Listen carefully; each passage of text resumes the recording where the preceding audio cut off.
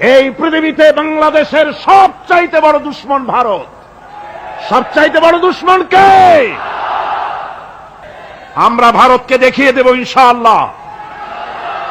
জিহাদের প্রেরণা নিয়ে যদি প্রয়োজন হয় বাংলাদেশের যুদ্ধ যদি করা লাগে ভারতের সাথে, আর যুদ্ধ করা লাগবে, রাসূলুল্লাহর ওয়াদা আছে। কার ওয়াদা? নাসাই শরীফ, ইবনে মাজাহ, এই তার দুটি হাদিসের মধ্যে হযরত আবী হুরায়রা রাদিয়াল্লাহু তাআলা আনহু বর্ণিত হাদিস রয়েছে। বলেছেন দুই শ্রেণীর লোক কিয়ামতের দিন জাহান্নাম থেকে মুক্ত হয়ে যাবে।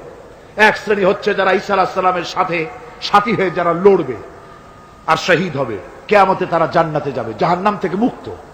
আর দ্বিতীয় শ্রেণী ভারতের সঙ্গে একটা যুদ্ধ হবে, রাসূল বলেছেন হিন্দুস্তানের সঙ্গে একটা লড়াই হবে। ওই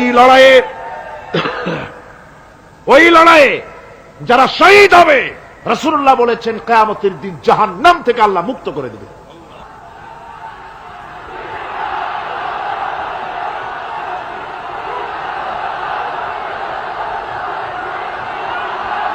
আমার মুসলমান ভাইয়েরা,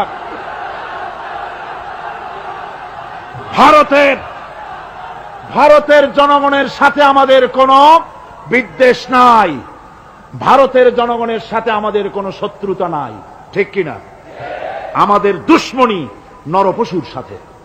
তুমি একটা সরকার, তোমার হাতে রয়েছে সেনাবাহিনী, তোমার সাথে বিএসএফ, তোমার হাতে ল্যান্ড ফোর্স, এয়ার ফোর্স, সব বাহিনী তোমার হাতে।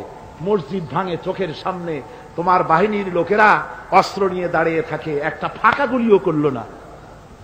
করছে একটা ফাঁকা গুলি? মুসলমানেরা প্রতিবাদ করলো, সেই প্রতিবাদের মুখে মুসলমানদেরকে গুলি করে করে মারা হলো। কারফিউ দিয়ে পুলিশেরা মুসলমানদের ঘরে ঢুকে মুসলমানদেরকে বের করে এনে বেয়নেট চার্জ করে শহীদ করে দিয়েছে।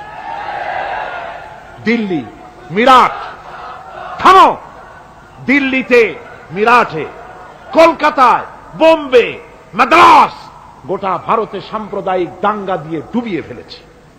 মুসলমানেরা আজকে সেখানে এতিম অবস্থায় পড়ে আছে। সেই লড়াই ভারতের সাথে আমাদের হবে।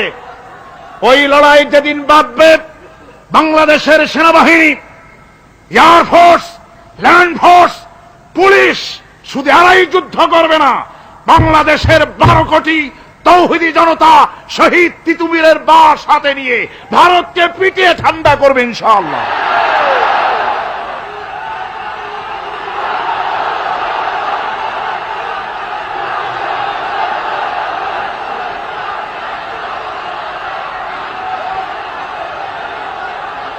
আমার দেশে ভারতের মসজিদ ভাঙার প্রতিবাদে আমাদের দেশে একটা হিন্দুও মরে নাই, কথা ঠিক কিনা কন? কিন্তু ভারতে ভেঙেছে তারা বাবরি মসজিদ, আমার দেশের 15 জন মুসলমান পুলিশের গুলিতে নিহত হয়েছে। আমার দেশে হিন্দু মরে নাই, তোমরা আমার দেশে সেখানে আমার মুসলমান মেরেছ। হযরত আব্দুল্লাহ বিন ওমর রাদিয়াল্লাহু তাআলা আনহু বলছেন যে আমি রাসূলের সঙ্গে কাবা শরীফ তাওয়াফ করতেছিলাম, আমি বলতে শুনলাম রাসূল বলছেন, হে কাবা, তোমার কত মর্যাদা, তোমার কত সম্মান, তুমি কত মহান, তোমার কত ইজ্জত। তবে কাবা শুনে রেখো, আল্লাহ রাব্বুল আলামিনের একটা মুমিন বান্দার যে মর্যাদা, তোমার মর্যাদা যত হোক একটা মুমিনের চাইতে নিশ্চয়ই বেশি নয়। তোমরা মসজিদ ভেঙেছো আর আল্লাহর মুমিন বান্দাদেরকে ভেঙেছো। ভারত সরকার শুনে রাখো, মসজিদ ভাঙো নাই, তকদির ভেঙেছো। মসজিদ যেভাবে মসজিদের ইটগুলি টুকরা টুকরা হয়েছে, গোটা ভারত আজ হোক কাল হোক মসজিদের ইটের মতোই টুকরা টুকরা হয়ে যাবেই যাবে ইনশাআল্লাহ।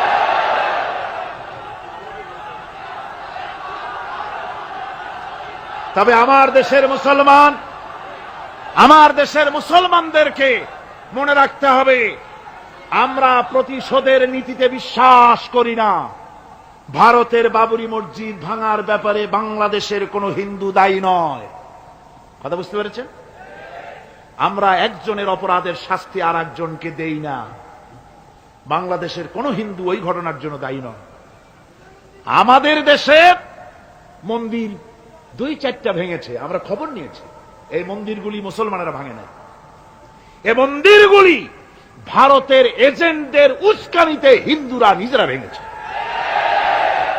মুসলমানেরা ভাঙে নাই।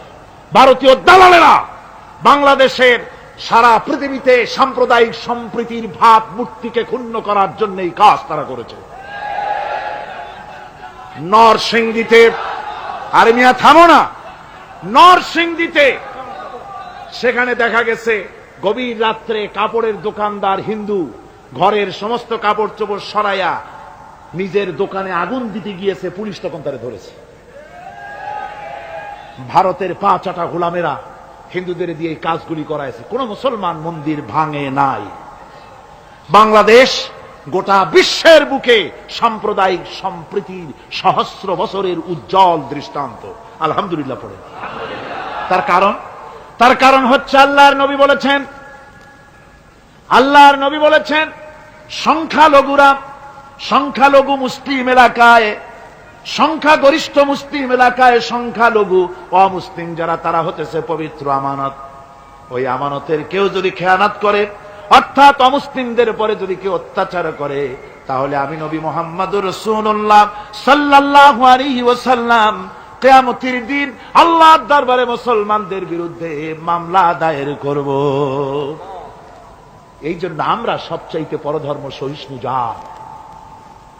আমার ভাইয়েরা ভালো করে মনে রাখুন, ভারতের বাবরি মসজিদ সহ এখন তারা আরো অন্যান্য মসজিদও ভাঙ্গা শুরু করবে, প্ল্যান নিয়েছে, ভাঙতেছে।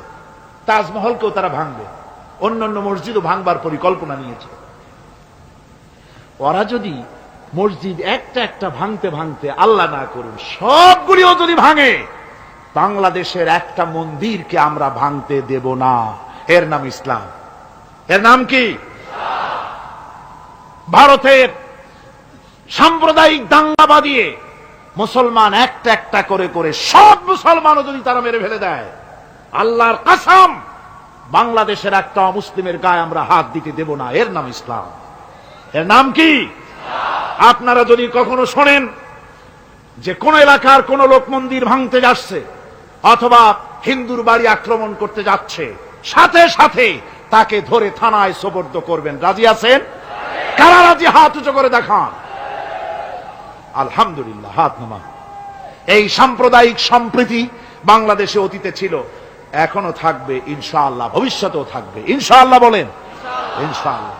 আমাদের শত্রু, আমি বারবার বলছি, হিন্দুরা শত্রু নয়, শত্রু হচ্ছে ভারতীয় এজেন্ট যারা, ভারতের দালাল যারা, ওরা আমাদের দুশমন। ঠিক কিনা?